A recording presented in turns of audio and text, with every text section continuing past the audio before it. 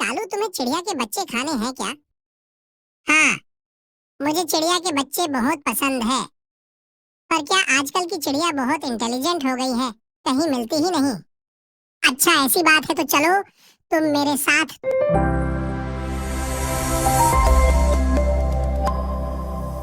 मम्मा, हमें भूख लगी है। हे भगवान, इस बारिश में बच्चों के लिए खाना कहाँ से लाऊं? ये बारिश तो रुक ही नहीं रही। बेटा, बारिश में बाहर कैसे जाऊं? और तुम्हें अकेले छोड़कर भी नहीं जा सकती।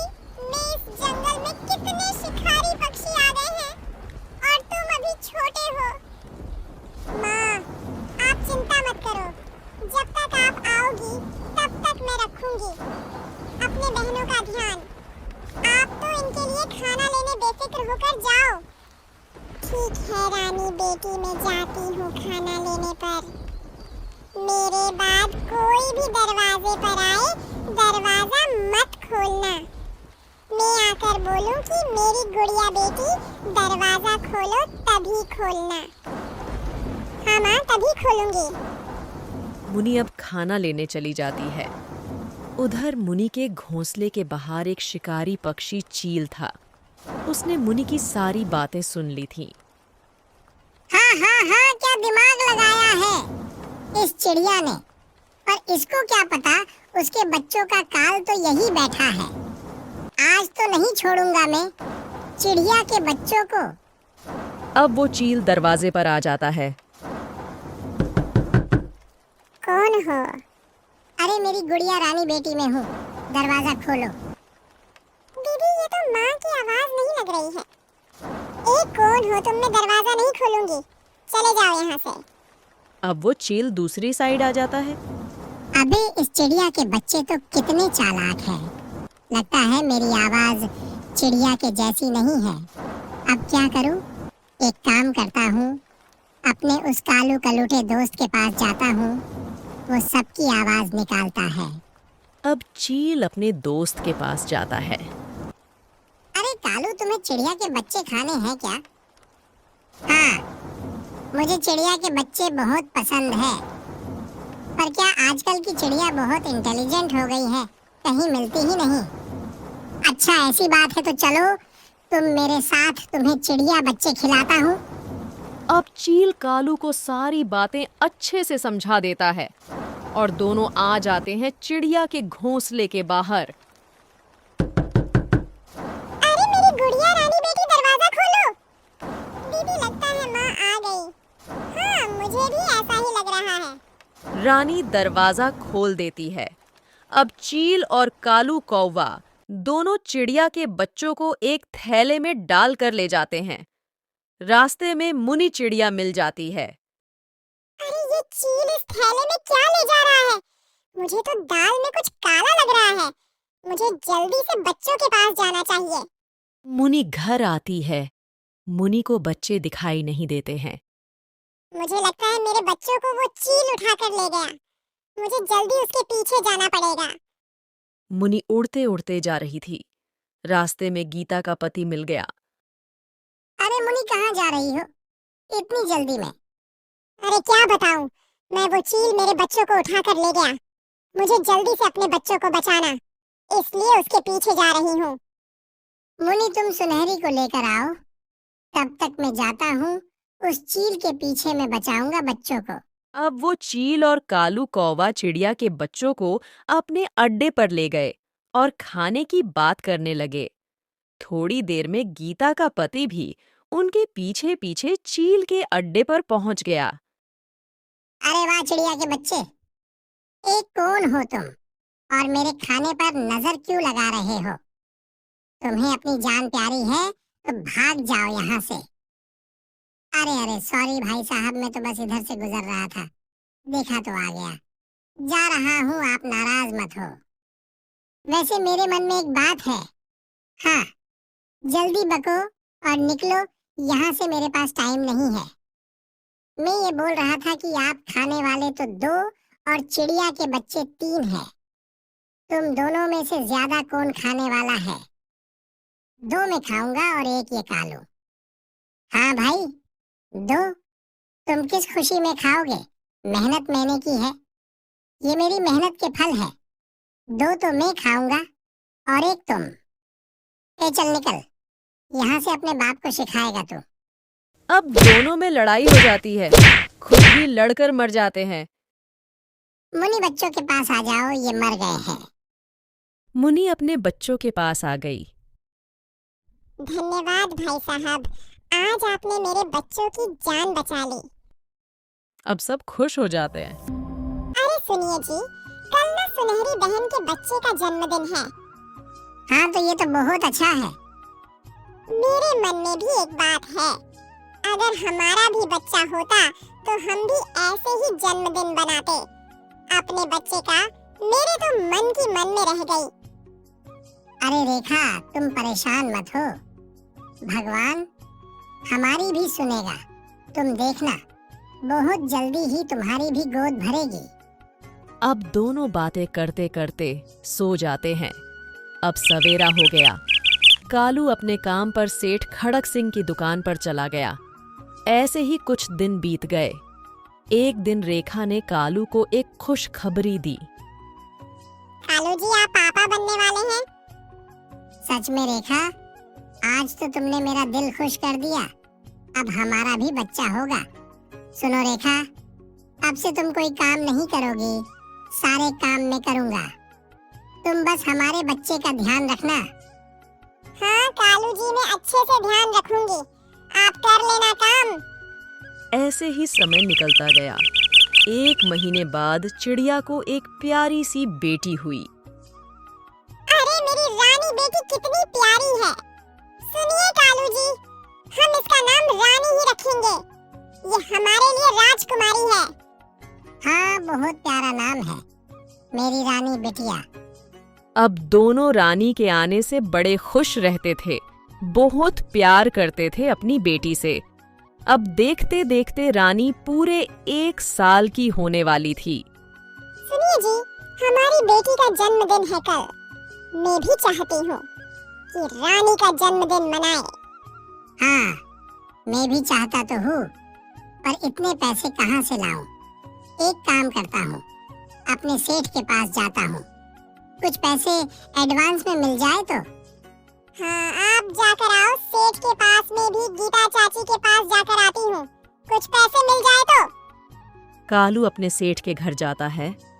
सेठ जी, ओ सेठ जी, जरा 1 मिनट बाहर तो आना। सेठ खड़क सिंह की पत्नी बाहर आती है।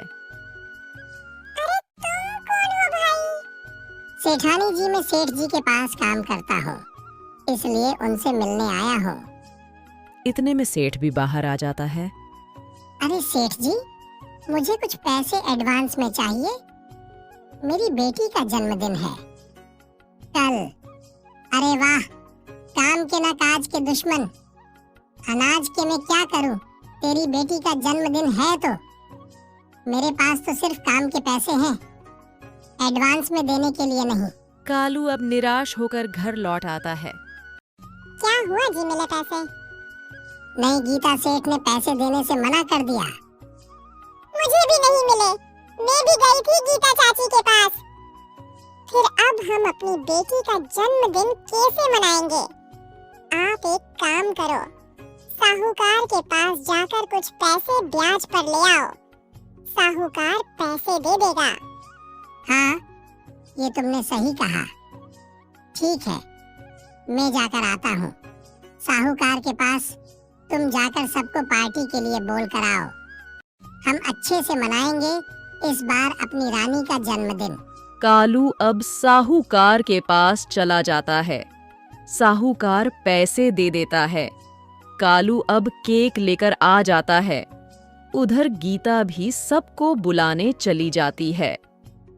सुनो मौसी जी, हमारी बेटी का जन्मदिन है, आप सबको आना है। गीता, तुम भी आना। अब रेखा घर आ गई, पार्टी की तैयारी कर ली। थोड़ी देर बाद मेहमान घर आ गए। गीता ये सब देखकर बहुत जल रही थी। अरे देखो तो कितना खुश हो रहे हैं। मैं इनकी ये खुशी ज्यादा देर नहीं रहने दूंगी। मुझे कुछ तो करना पड़ेगा। अब गीता रसोई में जाकर उस केक को नीचे गिरा देती है और वहां से चली जाती है। थोड़ी देर बाद रेखा अंदर केक लेने आई। अरे ये केक तो नीचे गिर गया। अब मैं क्या करूं? पार्टी तो शुरू होने वाली है। इतने में कालू अंदर आ जाता है। सुनिए कालू जी, ये केक तो खराब हो गया। अब हम क्या करेंगे? हमारी तो बेइज्जती हो जाएगी। रानी की पार्टी भी खराब हो जाएगी। अरे रेखा, तुम परेशान मत हो। अब जो होना था वो हो गया। तुम एक काम करो, हमारे पास सामग्री है। मैं जैसे जैसे बोलता हूँ वैसे वैसे बनाओ। अब थोड़ी देर में केक बनाकर कालू और रेखा बाहर ले आए और पार्टी शुरू कर दी।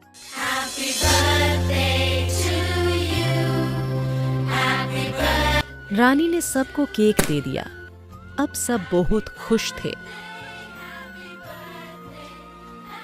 ये चील तो सुनहरी बहन के बच्चों को मारकर खा रहा है। मुझे इन्हें बचाना होगा। कैसे भी ये जालिम चील छोड़ दे इन मासूम बच्चों को, नहीं तो मैं तुम्हें जिंदा नहीं छोड़ूंगी। बड़ी आई मुझे मारने वाली। तू शुक्र मना कि आज मेरा पेट भरा है, नहीं तो तुम्हें भी खा जाता। अभी तो मैं जा रहा हूँ, पर मिल तू कभी अकेले में। उस दिन कोई नहीं बचा पाएगा। अब वो चील चला जाता है। मुनि सुनहरी के बच्चे को अपने साथ ले जाती है। मुनि का भी एक बच्चा था। अब मुनि बच्चों के लिए खाना लेने चली जाती है। अरे भाई इधर आओ नीचे। उधर बारिश में भीग गए हो कितना? मम्मा आने वाली है, डांटेंगी। हाँ रानी, आ रहा हूँ। मैं तो बस ये देख रहा था कि बाहर इतना शोर कौन कर रहा है। उधर मुनि चिड़िया बारिश में फंसी हुई थी। अरे अब मैं घर कैसे जाऊंगी? ये बारिश तो रुकने का नाम ही नहीं ले रही। बच्चे मेरी राह देख रहे होंगे। कितनी देर हो गई? इतने में गीता कौवी घर जा रही थी तो उसे मुनि दिखाई देती है। अरे मुनि, तुम यहाँ क्या कर रही हो? क्या बताऊं, गीता बहन मैं घर जा रही थी और तभी बारिश आनी शुरू हो गई। अब रुक ही नहीं रही। बच्चे मेरी राह देख रहे होंगे। ये तो है मुनि, पर तुम्हें अब घर लौट जाना चाहिए। तुम्हें पता नहीं है क्या, जंगल में कई शिकारी चील आ गए हैं और छोटे बच्चों को मार कर खा जाते हैं। हाँ बहन, कल मैं जब घर लौट रही थी तब सुनहरी बहन के बच्चों को वो जालिम चील मार कर खा रहा था। उनमें से एक बच्चा बच गया था। तब मैंने उसे बचा लिया था। हाँ सही है मुनि, अब मैं घर जाती हूँ। ऐसा कहकर गीता कौवी चली जाती है। अब मुझे भी घर जाना चाहिए। ऐसा कहकर मुनि भी जाने लगती है। बारिश में भीग जाने की वजह से मुनि से सही से उड़ा भी नहीं जा रहा था। उड़ते उड़ते मुनि चीलों के इलाके में चली गई। ओहो, आज तो लगता है दावत खुद चलकर सामने से आ रही है। क्या बात है, मजा ही आ जाएगा।